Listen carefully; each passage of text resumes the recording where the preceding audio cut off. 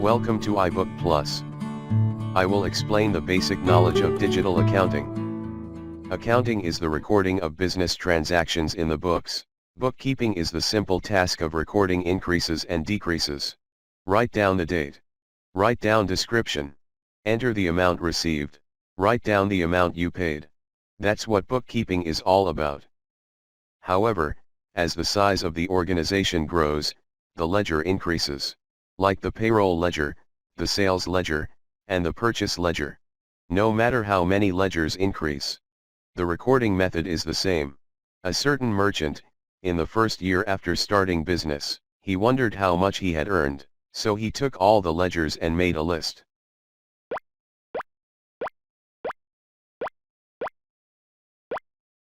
Thus, he added up the balances of all the books. Total was $91,900. He started with a capital of $30,000, and grew it by $61,900. He thought he made $61,900 in 1 year, but he was in debt.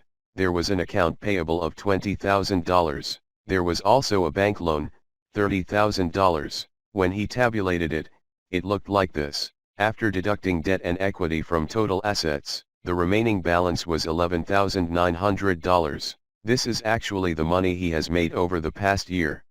However, there were still books left. The balances in these ledgers were not property, but they were important ledgers that recorded money coming in and going out. They were income and expense ledgers. The balances of these books were also listed. First, he made a tally of the expense ledgers. Total expenditure for the year was $73,500. On the other hand, income was only $84,400 in sales, and $1,000 in miscellaneous income. Total revenue for the year was $85,400. He also tabulated the tally of these expense and income ledgers. The amount left over after subtracting total expenses from total income will be the money he earned during the year. Here, we discover an interesting fact, that is, the net profit of the table created previously, and the net profit of the table created second, that equals $11,900. Here, I'm going to clear up terminology. The first table is called the balance sheet. The second table is called the income statement. Balance sheets and income statements are representative financial statements. Financial statements are the language of business, and are the ultimate purpose of accounting. Do you need expert knowledge to understand these two tables? These two tables are simple tally tables that aggregate the balances of all ledgers. Do you need expert knowledge to create this tally? Many people think that accounting is difficult and requires specialized knowledge. In fact, bookkeeping is just simple labor. Businesses have thousands of transactions every day. The problem is that if all these transactions are done manually, there is no self-verification to find errors in the book entries.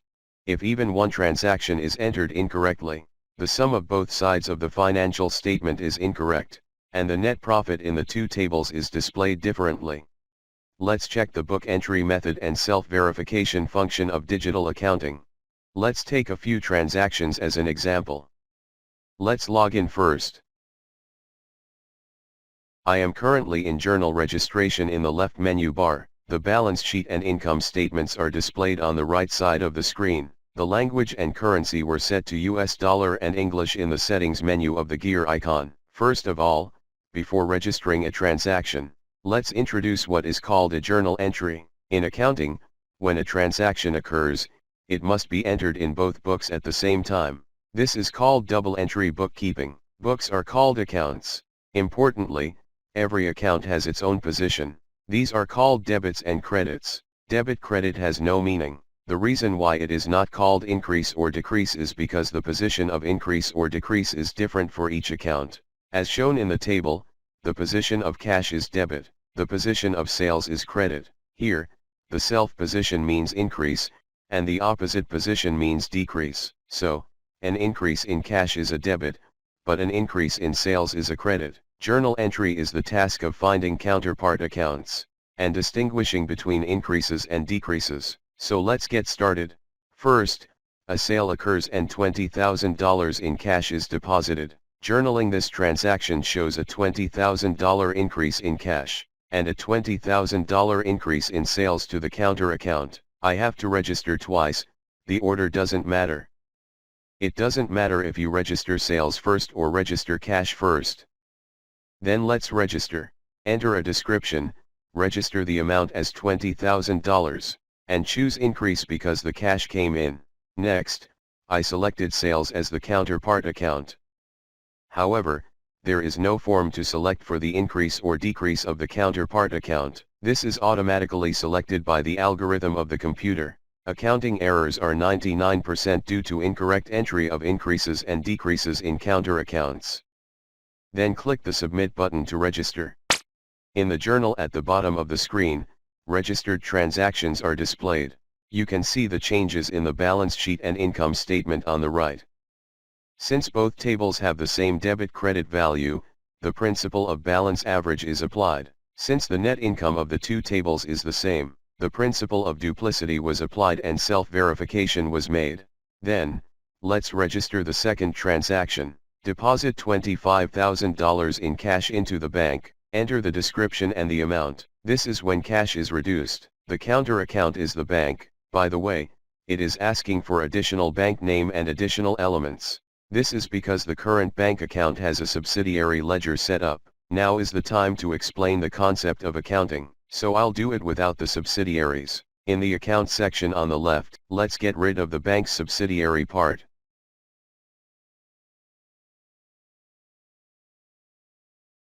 Now the subsidiary is gone.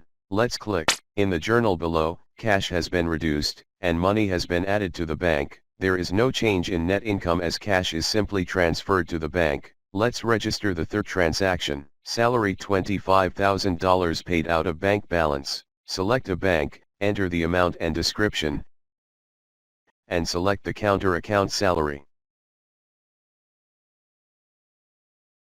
Net loss for the year is shown in two tables. Let's go ahead and register a few more.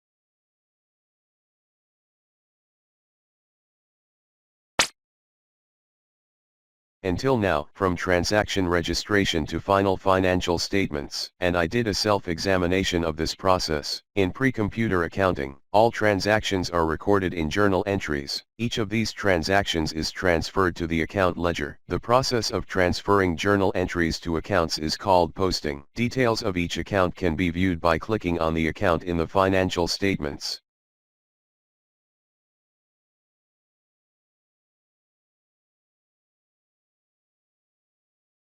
Then, at the end of the year, all account entries are checked for correctness. In this process, we create what are called trial balances and working sheet. If the aggregate of these trial balances and working sheet coincides with the sum of debit credits, finally, the financial statements are completed. It's a ton of work.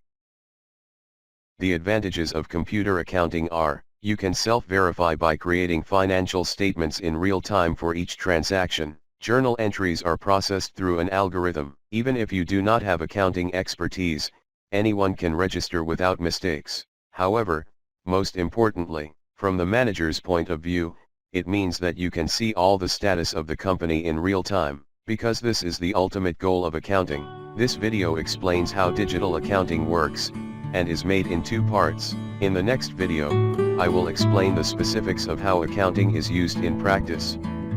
Thank you.